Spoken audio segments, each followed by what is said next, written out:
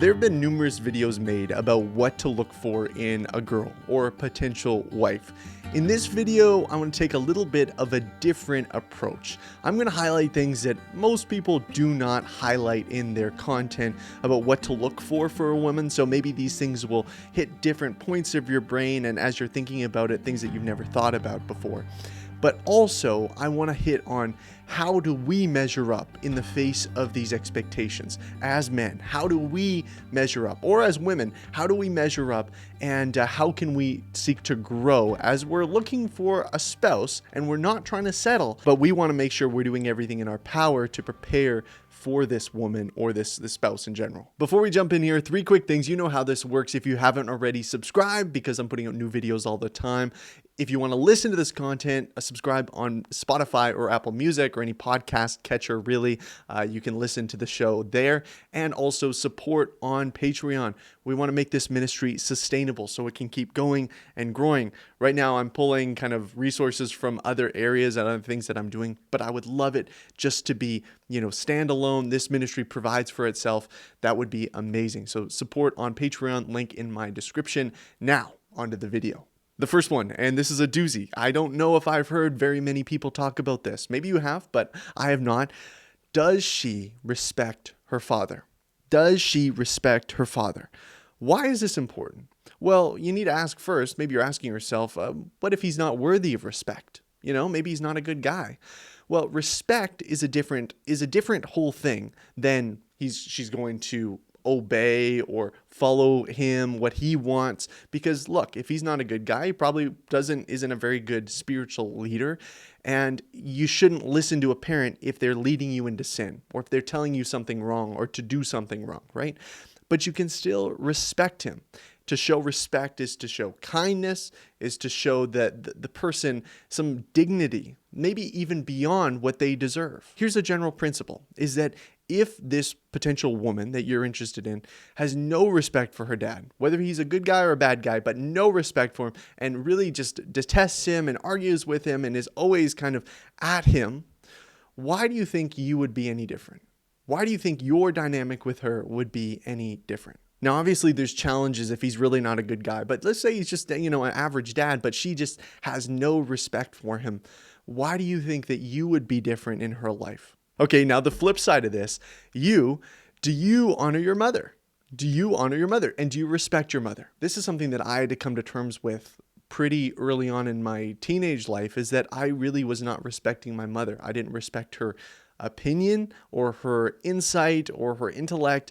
I would speak over her quite frequently, and this was just wrong. If you don't respect your mother, and if you always cut her off and don't wait for her to finish what she's saying and disregard her opinion, why do you think your wife would be any different? Why do you think all of a sudden you're going to be like, actually, no, I really value your opinion. Actually, no, I'm going to give you space and time. No, man, often that relationship is a mirror to our future relationship. Now, it doesn't always have to be that way. We can grow and we can learn, but it's something to keep in mind. The second thing to look out for is, does she flaunt herself on social media? Okay, does she flaunt herself on social media? Are there gym pics, bikini pics, like all this kind of stuff, right? You know what this looks like. Is she trying to get attention from her body? This is a red flag. This is a straight up red flag. And different people can have different expectations and understandings of what it looks like to be modest. So you need to keep that in mind too, culturally speaking. But if you can tell, man, hey, this girl is really trying to get male attention via her body, I don't know if that's somebody you want to be involved with. Equally, you need to look back on yourself and say, well, what am I doing, right? Am I trying to get women's attention online, whether through the things that I'm posting or gym pics or whatever, right? You need to evaluate your own heart. Am I kind of doing the same thing? Maybe I'm not trying to post my abs, but maybe I'm trying to post, thought-provoking things that are trying to, get me some sort of female attention. You got to be honest with yourself. Are you kind of doing the same thing? Proverbs 31:10 says, "Charm is deceptive and beauty is fleeting, but the woman who fears the Lord is to be praised." A lot of these girls on social media, you might find them attractive, right? And maybe you know some of them personally, and so then you're like, wow, this girl really puts out a lot of stuff, and I like what I see, right? But you need to evaluate. You need to say, well, bro, this is what everyone else is seeing too. And is this someone that that really values themselves and values what God says? Or am I just being enticed because of the lust in my own heart? Bro, be honest with yourself. The third thing here is she doesn't have the desire to know God more. She doesn't have the desire to know God more.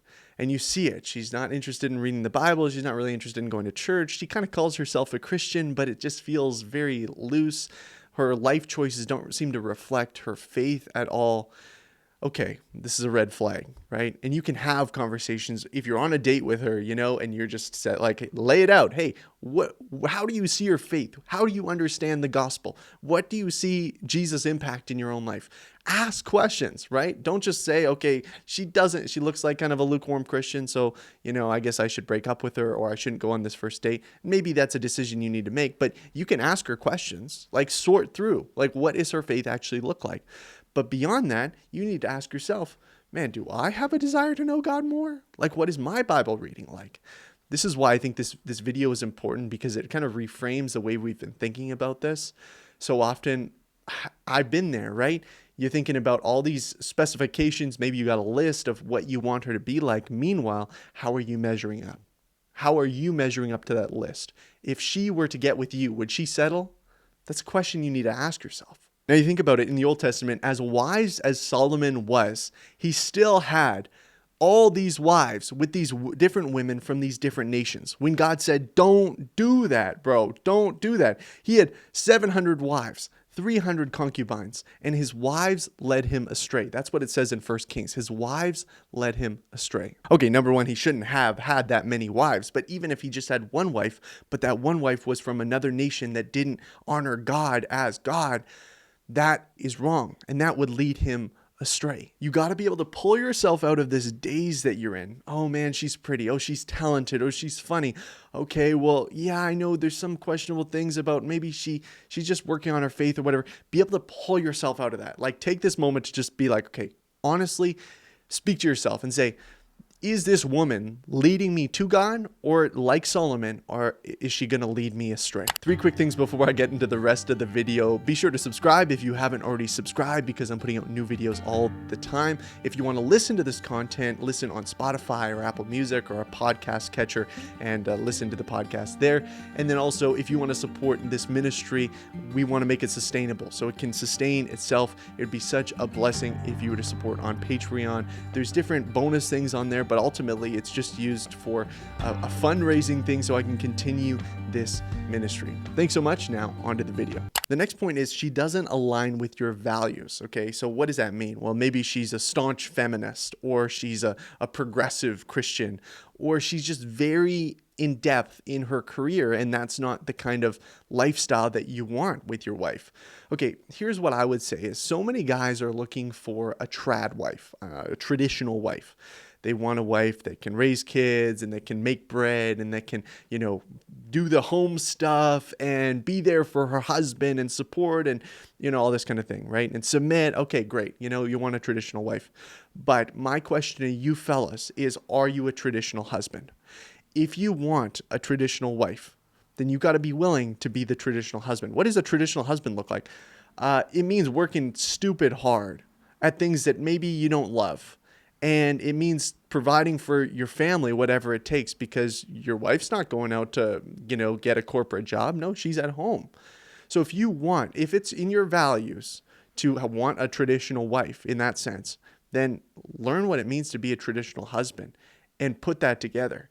But if you're not there, right, then don't have these expectations on her. If you can't support her completely and have her stay at home, then don't have the expectation on her that she needs to know how to make sourdough bread, or she needs to know how to put a home together, or she needs to know how to sew, or bro, if you don't have your stuff together, don't expect her to have her stuff together.